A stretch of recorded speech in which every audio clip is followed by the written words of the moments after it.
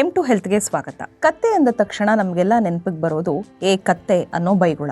ಇದನ್ನ ಬಿಟ್ರೆ hard work ಮಾಡೋರ್ಗೆ, ಅಂದ್ರೆ ಕಷ್ಟಪಟ್ಟು ಕೆಲಸ ಮಾಡೋರ್ಗೆ ಪಾಪ ಅವ್ರು ಬಿಡ್ರಿ ಕತ್ತೆ ತರ ದುಡಿತಾ ಇದಾರೆ ಅಂತ ಹೇಳ್ತೀವಿ. ಇದು ಕತ್ತೆ ಎಷ್ಟು ಶ್ರಮಜೀವಿ ಮತ್ತು ನಿಯತ್ತಿನ ಪ್ರಾಣಿ ಅನ್ನೋದನ್ನ ಸೂಚಿಸುತ್ತೆ. ಆದ್ರೆ ಕತ್ತೆ ಹಾಲಿಗೂ ಕೂಡ ಅಷ್ಟೇ ಮಹತ್ವ ಇದೆ. ಇದರಲ್ಲಿರೋ ಬೆನಿಫಿಟ್ಸ್ ಒಂದಾ ಎರಡ. ಈ ಕತ್ತೆ ಹಾಲಿಗಾಗಿನೇ 1000 ವರ್ಷಗಳ ಹಿಂದೆ ಹೆಣ್ಣು ಕತ್ತೆಗಳನ್ನ ಬೆಳೆಸ್ತಿದ್ರು. ಕತ್ತೆ ಹಾಲಿನಲ್ಲಿ ಔಷಧೀಯ ಗುಣಗಳಷ್ಟೇ ಅಲ್ಲ, ಇದನ್ನ ಸೌಂದರ್ಯ ವರ್ಧಕವಾಗಿಯೂ ಬಳಸಬಹುದು. ಅದಕ್ಕೆ ಕತ್ತೆ ಹಾಲಿಗೆ ಇಷ್ಟು ಡಿಮ್ಯಾಂಡ್.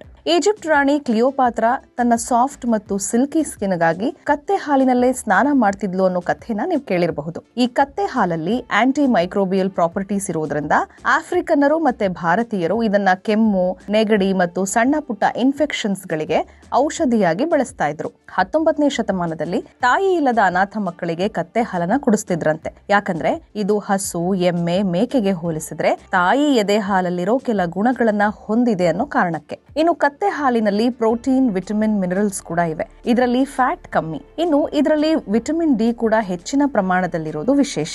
ಇದು ಜೀರ್ಣಕ್ರಿಯೆಗೆ ಬಹಳ ಸುಲಭ.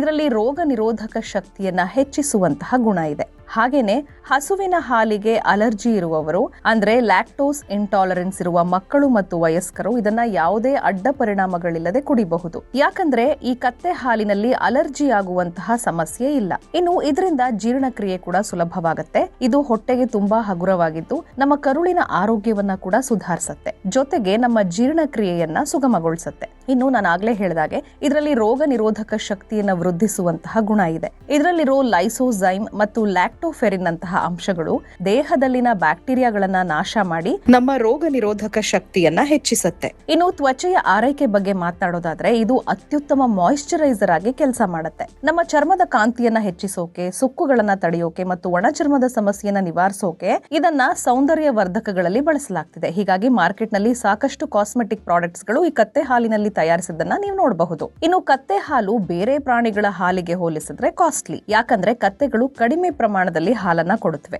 ಜೊತೆಗೆ ಇದನ್ನ ಕಡಿಮೆ ಪ್ರಮಾಣದಲ್ಲೇ ತೆಗೆದುಕೊಳ್ಬೇಕು. ಹಿಂದೆಲ್ಲ ನಮ್ಮ ಅಜ್ಜ ಅಜ್ಜಿಗೆ ಇದ್ರ ಬಗ್ಗೆ ಮಾಹಿತಿ ಇತ್ತು. ಮಕ್ಕಳಿಗೆ ಎಷ್ಟು ಪ್ರಮಾಣದಲ್ಲಿ ಕೊಡಬೇಕು, ಯಾವ ವಯಸ್ಸಿನಲ್ಲಿ ಇದನ್ನ ಕುಡಿಸಬೇಕು, ಹೀಗೆ ಸಾಕಷ್ಟು ಮಾಹಿತಿ ಅವ್ರಿಗೆ ಗೊತ್ತಿತ್ತು. ಇನ್ನು ನಿಮ್ಗೆ ಇದ್ರ ಬಗ್ಗೆ ಸಾಕಷ್ಟು ಪ್ರಶ್ನೆಗಳು ಕೂಡ ಇರಬಹುದು. ನೀವು ನಿಮ್ಮ ವೈದ್ಯರ ಬಳಿ ಒಮ್ಮೆ ಕೇಳಿ ನೋಡಿ. ಮುಂದಿನ ವಿಡಿಯೋದಲ್ಲಿ ಮತ್ತೊಂದು ಮಾಹಿತಿನ ಕೊಡ್ತೀನಿ. ಅಲ್ಲಿವರೆಗೂ ನಮಸ್ಕಾರ.